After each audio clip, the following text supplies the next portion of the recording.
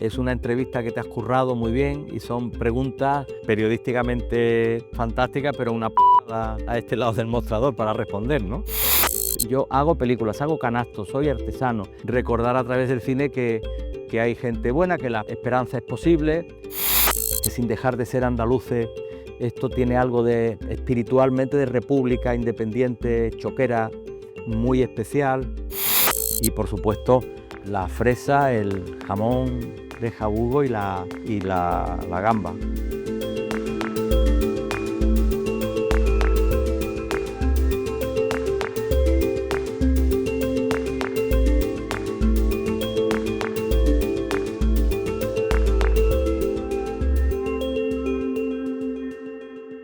Bueno, hoy tenemos la suerte de tener en ADN a Antonio Cuadri, un cineasta genial, una persona referente en el mundo del cine casi español y nacional, que es de Huelva, que es de Trigueros, que, como decía Rilke, su patria es su infancia, y hoy queremos acercarnos no solo al cineasta, sino a esa persona de Huelva, esa persona que tiene sus orígenes en Trigueros, y queremos comenzar en sus orígenes. Antonio, naces en Trigueros, lo mencionas siempre, quieres volver siempre a tu pueblo. ¿Qué significa para ti Trigueros hoy, actualmente?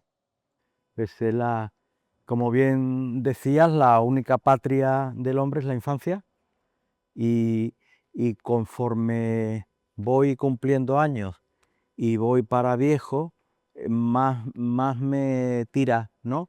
El origen, las raíces y más me doy cuenta que, que tiene que ver conmigo, ¿no? El tipo de película, el tipo de películas o el tipo de historias que me gustan, ¿no? Que tienen que ver con la realidad, que tienen que ver con la solidaridad, eh, ese camino que comentabas antes de la espiritualidad. Ten en cuenta que mis primeros recuerdos es la gente tirando comida a los pobres, abriendo una ventana, ¿no? Y una devoción a un santo, ¿no? Que para seguir a Cristo pues se dio ejemplo y lo repartió todo. Ten en cuenta que esa atmósfera, esa luz, ¿no? Impregna, ¿no? Y es una suerte de tener esa pertenencia, ¿no? Y esa identidad a la que nunca he renunciado, que siempre reivindicado y conforme se acerca el final, pues todavía más. Huelva aparece muchísimas veces en tu mirada de cine. ¿Qué tiene esta tierra que sigue inspirándote para crear? Yo no creo. La palabra, yo le tengo mucho respeto a la palabra que yo soy un canastero, soy artesano, hago canastos. Reivindico la artesanía del canasto. Una película es como tejer bien los mimbres, es muy difícil que el canasto resista, ¿eh? Tiene ya mucho mérito aguantar. Una película de más de 10 minutos tiene mérito. Entonces yo reivindico desde la artesanía, reivindico pues eso, los canastos, el oficio de... Soy de los últimos artesanos, ¿no? Yo no estoy en el algoritmo, no estoy en digamos, en el sistema oficial, me he independizado. eh, tengo, tengo el amor a los alfareros, a los talabarteros, a los canasteros, ¿no? Eh, eh, esa impronta productiva, esa influencia judía en la provincia, eh, ese reino de León que hace a Extremadura y a Huelva culturalmente diferente al resto de Andalucía, que sin dejar de ser andaluces, esto tiene algo de espiritualmente de república independiente, choquera, muy especial. Reivindico la seriedad, ¿no? El, el andaluz es divertido, es gracioso. El onubense tiene un sentido del humor un poco más británico, a lo mejor por influencia también de un siglo de pertenencia, ¿no? Socarronería, ironía, espiritualidad, luz, ¿no? Y por supuesto eh, la fresa, el jamón de jabugo la gamba, blanca de Huelva y todo ahí el tostón. Todo lo que tiene que ver con con los sentidos, ¿no? Los primeros sabores, las paredes blancas encaladas de trigueros a la hora de la siesta que herían la retina, ¿no? Eh, bueno, yo creo que son muchas cosas que son especiales, que son únicas de esta tierra, pero sobre todo la cultura. Yo reivindico ese punto de seria alegría, de sentido del cumplimiento, esa impregnación en esta cultura de laboral como decía esta mañana el presidente de la Diputación, Huelva creo que es la tercera provincia más productiva después de Tarragona y Gerona, ¿no?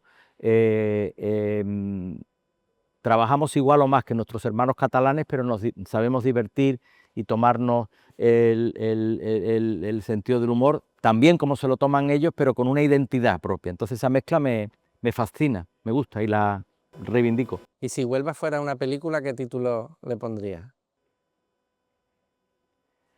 Qué pregunta tan bonita y no me la habían hecho nunca, es difícil. Hombre,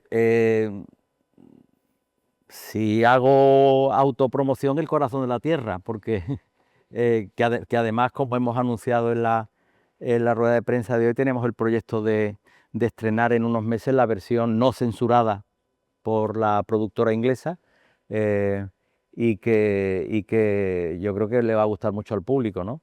Pues sí, ¿no? Porque vamos a perder el complejo y vamos a reivindicar, porque el corazón de la tierra no en el sentido del corazón del planeta, sino el alma de esta tierra, ¿no?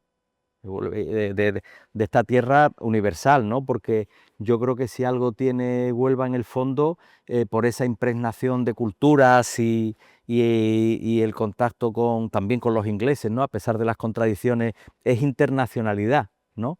Es internacionalidad, ¿no? Eh, eh, a mí la primera persona que me enseñó inglés cuando tenía en Triguero 3 o 4 años era un amigo de mi familia, don Juan Davis, que era un descendiente de los ingleses de las minas de Tarsis, ¿no?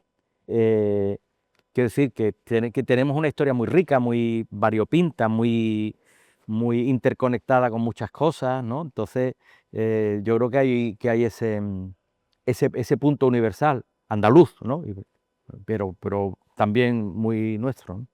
Y dentro de esta provincia sabemos que te gusta la cocina, que te gusta cocinar. Dime 3 ingredientes de productos de Huelva con los que harías un plato maravilloso, o son tus preferidos. Gurumelo, espárragos y jamón. La gastronomía de aquí es fantástica, ¿no? Y dentro de tu vida, de tu trayectoria, has conocido a muchas personas y a muchos personajes. ¿Con quién has sentido orgullo, te has sentido orgulloso de haber conocido? Chiquito de la Calzada. Chiquito me parece un genio, ¿no? Esa fusión que hizo de la danza japonesa y del flamenco, ¿no? Comentábamos esta mañana a Catalina Sandino Moreno, la actriz nominada al Oscar colombiana, ¿no? Y gente muy grande, ¿no? Gente con mucha... José Luis Gómez, ¿no? Paisano nuestro, ¿no? Este gran director de teatro, ¿no? Eh, He tenido el privilegio de conocer a algunas personas que me han marcado, ¿no? Pero fuera y dentro de la celebridad, porque claro, también estar ahora en África, ¿no? Rodando unos meses, ¿no? Conocer esa realidad, ¿no? La gente anónima, ¿no? Eh, este misionero de Almonte, ¿no? Que reivindicamos en la película, ¿no? Que se le considera una especie de Madre Teresa de Calcuta en forma de misionero almonteño. Es, es una lista muy larga, ¿no? de gente, ¿no? Y en ese camino que empiezas a describir, ese recorrido profesional hacia la esencia, hacia lo espiritual, tú has dicho el cine espiritual y de valores es muy necesario, ¿no? ¿Qué te mueve a buscar ese cine que quizás mira esa mirada hacia adentro, pero que no, a lo mejor no está de moda o no es top o está dentro del algoritmo, como tú dices, ¿no? Hombre, yo creo que lo que me mueve es pues la conciencia de que, a ver, el mundo del espectáculo es fabuloso, el mundo del cine, la televisión, hay mucho, pero a mí me da la impresión de que en algunas zonas eh, hay un poquito, mucho de que es una palabra muy nuestra de tontera, ¿no? Como sabemos, la tontera es estas personas que tienen, digamos, algo más de la que tontería, pero que tampoco puede llegar a la son gilipollas, ¿no? O sea, que están en esa franja intermedia, ¿no? Entonces, en el mundo del espectáculo hay mucha tontera, y lo tengo que reconocer.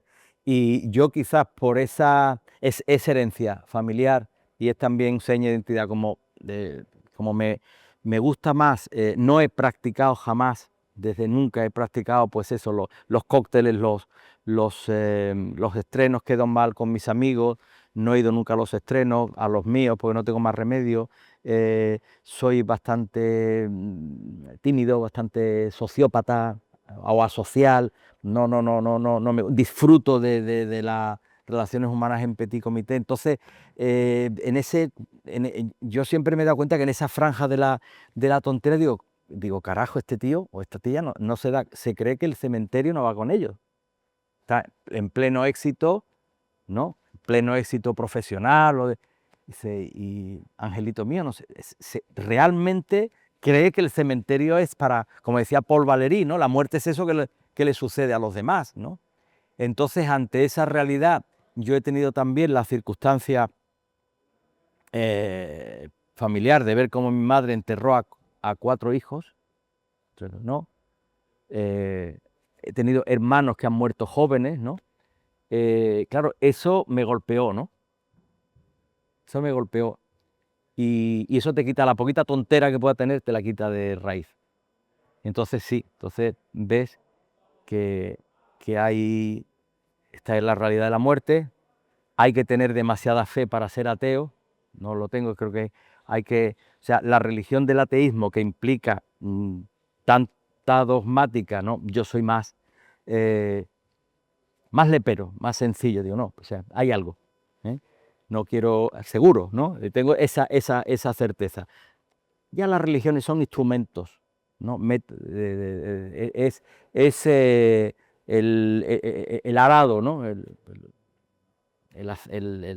tractor, pero la fuente viva de la tierra fértil, eso es una realidad que intuyo que está ahí. Entonces, convertirte, el cine es un parque de atracciones, es un juguete maravilloso, pero cuando ya el niño deja de ser niño y deja de conjugar el verbo querer, y de joven en plan macho alfita dice, bueno, el verbo poder, ¿por qué? Porque puedo, claro, llega a la conciencia que debo, el sentido del deber, pero no como algo que se impone como un mundo normativo externo, sino el sentido del deber que brota del corazón, ¿no? Y en ese sentido dices, bueno, pues debo poner mi cine, ¿no? Me parece un poquito petulante, ¿no? Tu cine, no, yo hago mis películas, ¿no? Yo hago películas, hago canastos, soy artesano. Entonces quizás poner el contenido, pues quizás de una forma que algunos críticos dicen que es ingenuo, que es blandito, da igual.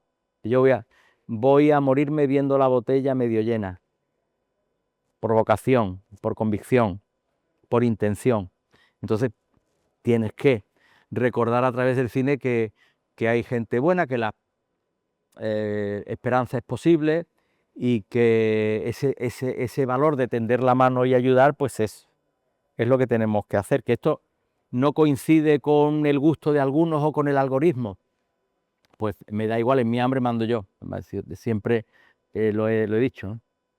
Y en tu última película, Te protegerán mis alas, como tú bien has definido, tienes como protagonista a un revolucionario de la compasión, ¿no? Y dentro de ese mensaje que tú quieres trasladar, sobre todo a estas nuevas generaciones, sobre todo en un aspecto muy concreto que como es la migración, creo yo que al final es un mensaje que en los jóvenes se está pervirtiendo quizás, ¿qué pedagogía quieres hacer o intentas que le llegue a ese? Bueno, sí, claro, a mí no me gustaría, poner en marcha ninguna pedagogía, ni creo que las películas deban tener un mensaje explícito. Decía Stanley Kubrick que la película tiene que tener un fuerte impacto subjetivo, emocional, y que una película no se puede explicar, no se debe explicar, pero sí evidentemente muestra una historia que debe invitar a la reflexión, que debe invitar a pensar, ¿no?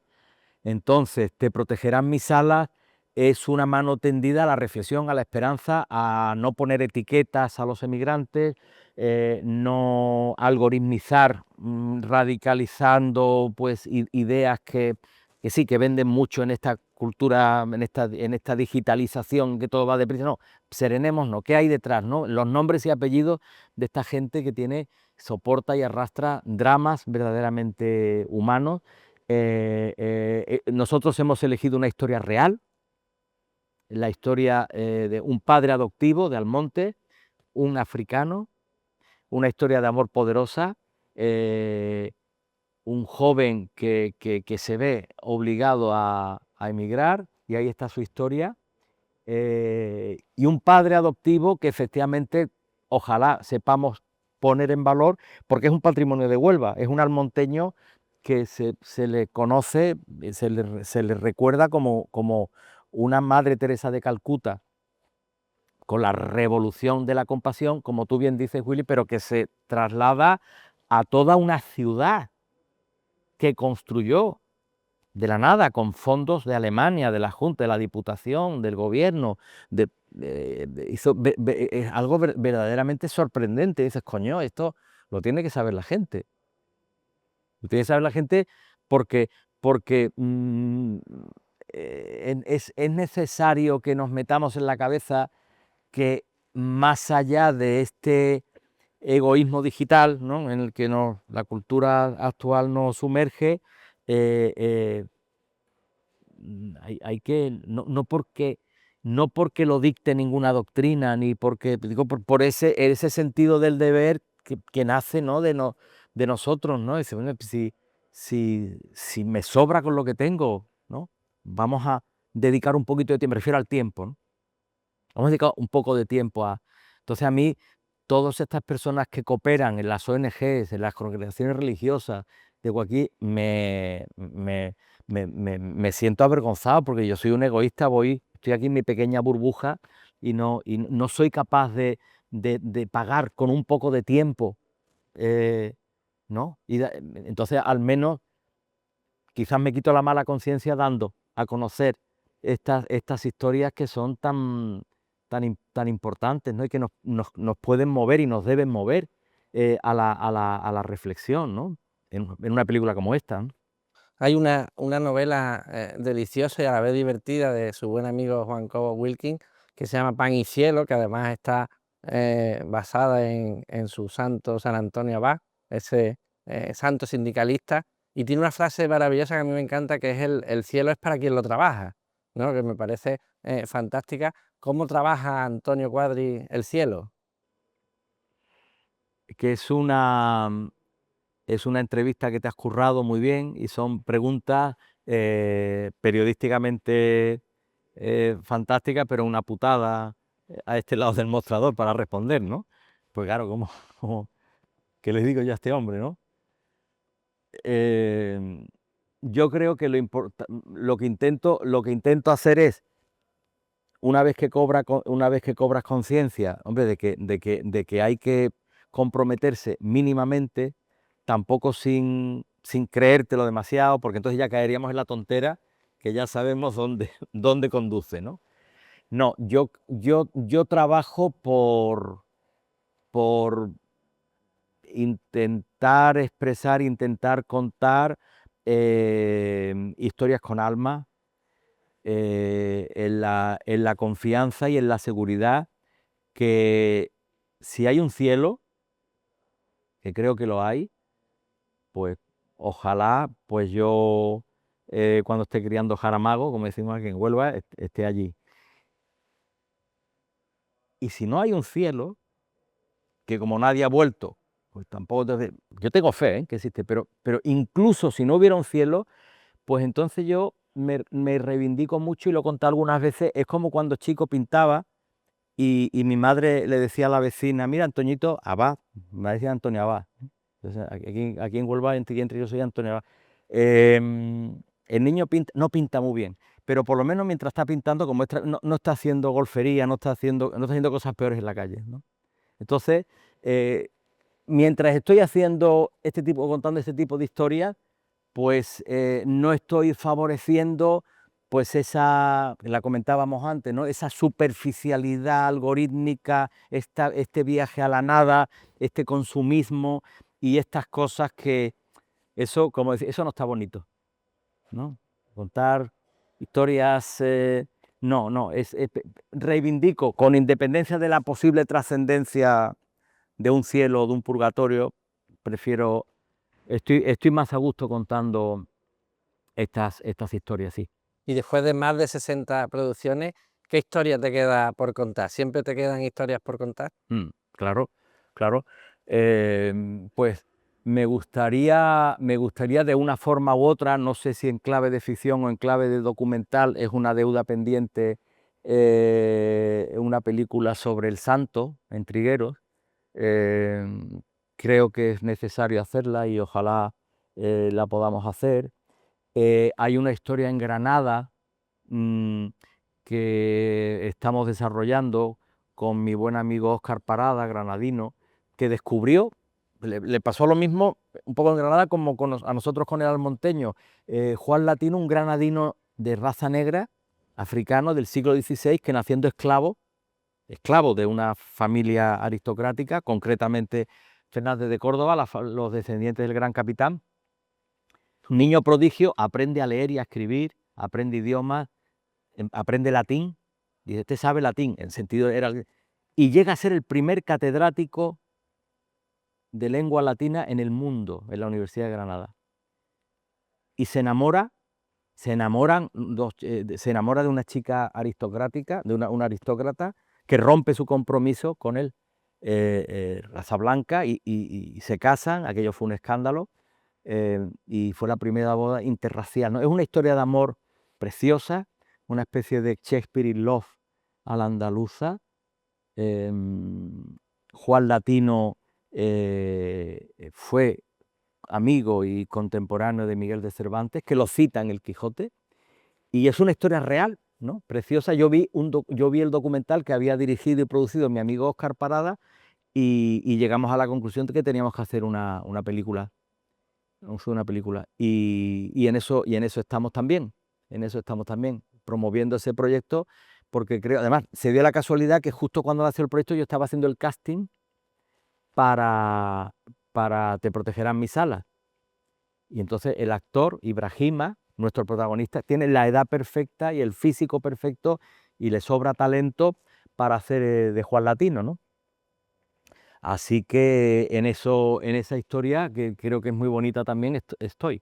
Muy bien. Y para ir terminando, ¿qué te gustaría que dijeran de ti en tu pueblo, en tus raíces, cuando ya no estés? Pues mira, me conformo con que digan la mitad de lo que dicen de mi familia. La mitad. Yo en Trigueros lo tengo muy fácil porque no tiene mérito. Me quieren mucho porque es una familia extraordinaria la que tengo allí, y la que, hablando de internacionalidad, pues Quadri viene de un albañil italiano que vino a reconstruir la torre cuando se cayó en el siglo XVIII, ¿no? Quitaron la Q y poner la C para que siguiera sonando Quadri, ¿no? Pero esa es Huelva, ¿no? Entonces ahora, Quadri es más de la tierra, pero venimos de donde venimos, ¿no? Cuadrivides y Vides, pues aquí también, pero quiero decir que es una raíz y es una cosa muy, muy bonita, y desde luego el cariño y el reconocimiento que le tienen a mis abuelos, a mis padres, a mis hermanos, ¿no? Algunos ya faltan, pues es extraordinario, ¿no? Y yo pues no tiene mérito, ¿no? Soy un privilegiado porque pertenezco a digamos, a este grupo privilegiado, ¿no? de personas que participamos de ese cariño. Pues muchísimas gracias, Antonio. A vosotros.